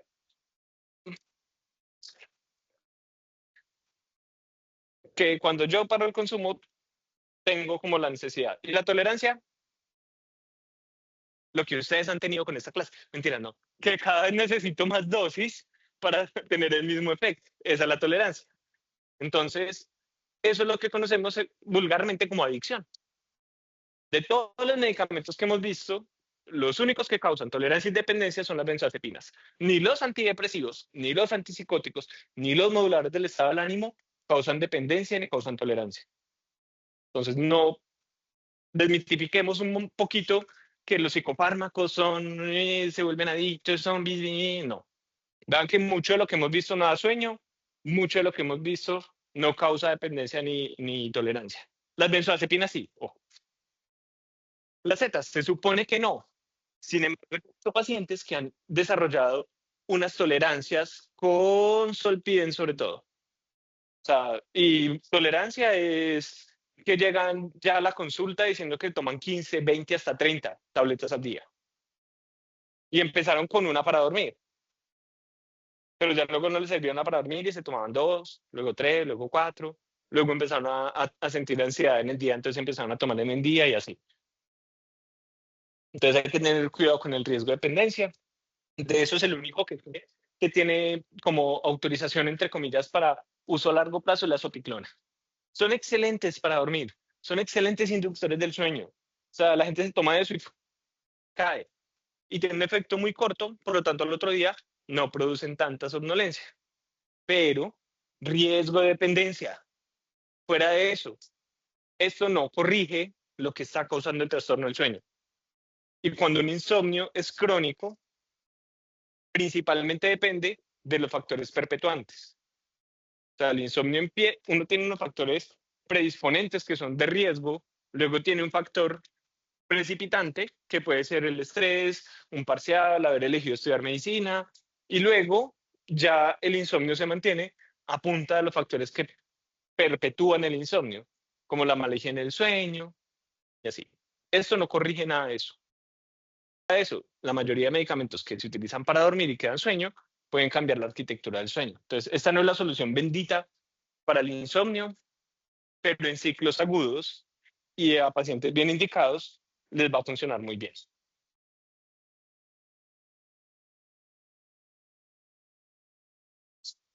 Ya, ya. No, no es antes de seguir a otro tema. Sin embargo, les recomiendo, pues no hay más cosas acá, no porque no haya más cosas, sino porque ya se vuelve inmanejable. Pero les recomiendo un poquito leer la parte de opioides, sobre todo metadona, y leer estimulantes, y dentro de los estimulantes, metilfenidato y lisdexanfetamina. Metilfenidato y lisdexanfetamina.